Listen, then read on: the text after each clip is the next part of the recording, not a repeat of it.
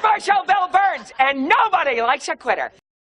Lately, everyone been talking crazy. Feel like everybody's got some to say. They misinterpreted my good intentions and expected I was just gonna step away. If there's a heart that pumps and there's a breath to take, then I won't bite my tongue as long as I'm awake. And they don't have the guts to make a dumb mistake. I'd rather crash a car than never touch the brakes. I built this in-house. They're the kind of people that be dying for exposure. They're the kind of people that get mad and lose composure. They're the kind of people that are never going forward. They're just the ones that are looking for apologies. Hating real loud, but they follow me. Screaming at the top of their lungs, I'm the scum of the earth. In the same damn breath, trying to preach about equality.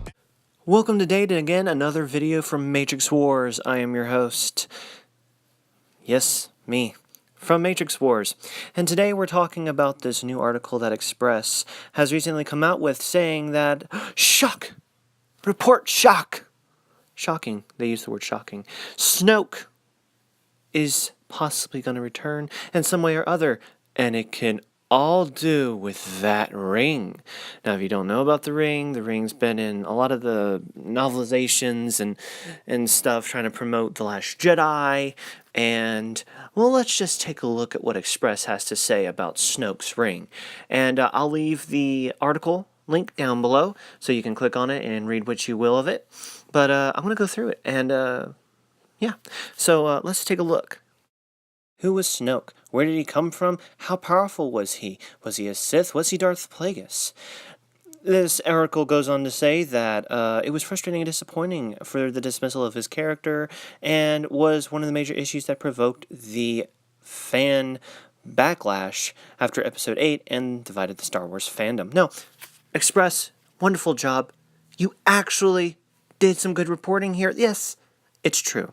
Snoke was definitely one of the issues, not the biggest one, but definitely a issue. You know, Luke Skywalker, kind of a big deal. But you know, whatever. Snoke, yes, that was one of them. You gave us a potentially incredibly interesting character, and, you know, Rian Johnson, whenever he sees a piece of imagination and possible creativity, goes, "Why would I want that in my movie?" And, throws that out the window. So, yes, you're right, Express, that is what Rian Johnson did. Now, is it possible, it says, that Snoke is coming back?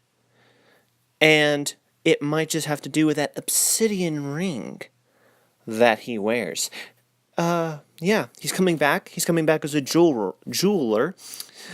He's like, "Oh, you like that obsidian diamond ring? Oh, it gives me such force."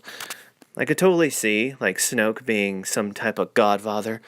"Oh, yeah, you know, it's given to me by the family," you know. But, yeah, it might do with that ring, you know. The ring to rule them all? No, because you're not that good. The latest report said there are huge secrets to do with the character that have to do with his obsidian ring. This most likely will be told in a canon piece that will come out at the end of the second, just before the release of Star Wars Episode 9, which will be the Age of Resistance comic line. It will indeed go over the backstory of the Supreme Leader Snoke. Also, apparently, this will also be coming from a comic line that'll start in about the middle of 2019. Now, what's really interesting about this is that Disney's making these comic books. Do they think that we're going to buy these comic books? Because honestly, I don't want to read these comic books. I don't want to buy anything Star Wars. Disney, hey, knocking on your door. Disney, Kathleen Kennedy, cray. No one's buying your movies. No one's buying the toys, obviously. We see that with the foreclosure of Toys R Us. What do you not understand about it that no one's buying any of your product? And you're like, oh, you know what they want?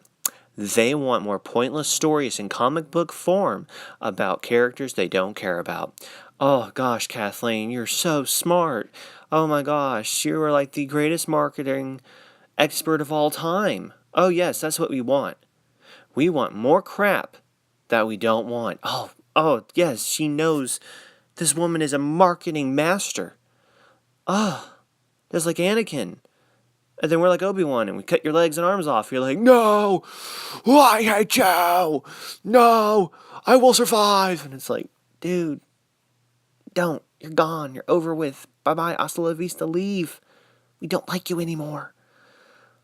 But it is what it is. And, yeah. And apparently Snoke's going to be in it, y'all. Snoke. Snoke. The guy who had such potential, and now he's just discarded as a comic book side character. But wait! The possibility of him and his magic ring. Let's see what else Express has to say. The report adds a lot of people are suggesting that this has something to do with Supreme Leader Snoke having the ability to be immortal by just wearing the ring. And apparently it was featured heavily in the promo art and merchandising prior to The Last Jedi's release, and Snoke's sudden exit from the movie confused fans and left the movie without a clear villain for the sequel. And it goes on to say that Kylo Ren does have his psychological battle and melodrama within himself is very intriguing, but nothing as clear as an evil villain. Now, they say, what if, since he was wearing it, he was somehow able to survive, or at least somehow be able to influence events, because Kylo would probably have the ring, which I believe is coming in the next part. But Kylo has the ring, so maybe he got influenced by Snoke by wearing the ring. Now, I could see that somehow happening if, there are reports that somehow Sith ghosts are also going to be a big part of this. I could totally see that happening and being like, oh, look, Sith ghost, look, his ring. But, I mean, you messed up, Disney. You messed up. You messed up with Kathleen Kennedy. And then she messed up with Rian Johnson. And then Rian Johnson messed up by being an absolute douche. And then, whatever. It's whatever. There's a point now where as a Star Wars fan that you're just to the point where you're just listening to this and laughing. You're just laughing because you're like, oh my gosh. You guys just can't shut up. You just can't keep throwing money at a dumpster fire.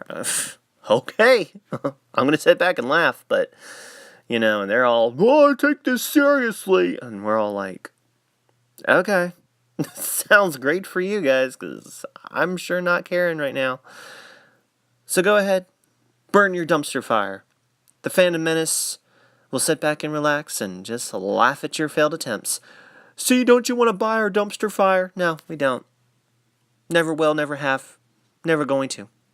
Sorry, Disney. If Kylo has taken the ring and wears it, Snoke's spirit could continue to exert himself in order to control over Kylo's mind. Ooh, interesting. Or perhaps Snoke could even return in an equivalent to a light side Force ghost. Nonetheless, it is a way that, Kylo and Rey, as the article says, could team up for one last attempt to destroy Snoke and for Kylo to be redeemed. Now, there's so many ways that this could have gone better, and I'm actually considering making a couple videos about what Episode 7 could have been, what Episode 8 could have been, and 9. How there could have been a big story arc, and really good, with the characters we have now. Just to prove it doesn't take that much. It can just take a guy who's in his early mid-20s with no absolute degree on how to do stuff right within movie business can still do a better thing than what Disney did with Star Wars. There have been so many good theories of fans that are like, hey, it could be this, hey, it could be that, hey, this could happen, hey, that could happen. That has been so much better than anything they have given us in the movies. So what I'm trying to say is that Disney has not been good caretakers, as I have said in the past, of Star Wars. And yes, I think it's about time that the fans continue to hurt their wallets. Because it seems as though no matter what we do as fans, especially in The Phantom Menace, that nothing is really stopping them from continuing to do stupid decisions. So, what do we need to do? Hit them with their wallet. I recently commented on a post, I believe, from Geeks and Gamers, in which I simply stated, they're not going to learn their lesson until they are dead broke. And only then will they say, you know what? We have no money. Maybe they're right. But if they're as crazy as I believe, they'll probably simply say that they were doing the right thing. And that's pretty sad. It's very sad. It's very sad to see a company that was once so highly regarded within Hollywood has been degraded into a laughingstock because the fans don't want them anymore. We don't want any part of it anymore. It is bad when you make so many bad decisions that the fans who hate the prequels, me not one of them, but they're even saying, heck, under George Lucas, yeah, we missed that. At least we had some good video games. At least we had some interesting television series come out. Now we got Star Wars Resistance. Now we have Episode 8 and 9. Now we have Solo, a Soy Wars story. Now we're being attacked on social media for what we like about Star Wars and what we don't like about it. Now we're getting berated and called names. Now we're told not to even go and buy Star Wars products if we don't like a certain movie or a certain point of view. So yes, Lucasfilm, you have definitely declined. You are nothing more than a laughingstock, a straw man argument. You have become the pillar and the shining example of what a company should never be. Warner Brothers is probably looking at you going, we don't need to be like Lucasfilm. And it's sad, because you once was a great company. A company that people looked up to and said, man, I wish I could work there. A place where Star Wars fans were dreaming of, man, if I could only land a gig there and work alongside the great George Lucas and Dave Filoni. But now, you're a laughingstock. Now, you're a disgrace. As a Star Wars fan, I'll forever hold on to what George Lucas gave us. But honestly, I'll never hold on to anything Kathleen Kennedy or anyone under the Disney reigns has given us, at least thus far. Unless they decide to pull up their pants and get to work, I'm sorry. But I will not participate in your failure. I will not contribute to your failure. I will stand up for the things that are good, and I will diminish those which is garbage. Last Jedi, garbage. Solo, I was told it was garbage. And I will not go see it because I know I have heard from reliable sources that it is garbage. Rogue One, over half the movie, was garbage. It was boring. My girlfriend was asleep next to me until the very end where there was actually, oh, interesting. Episode 7, it was okay. And now, you have ruined it. You have ruined Star Wars.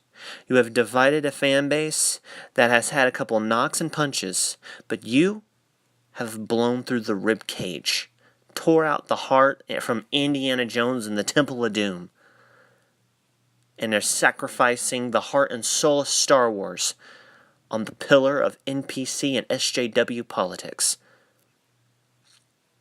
And the funniest thing is that you're so ignorant and so blind that you don't even realize what you're doing.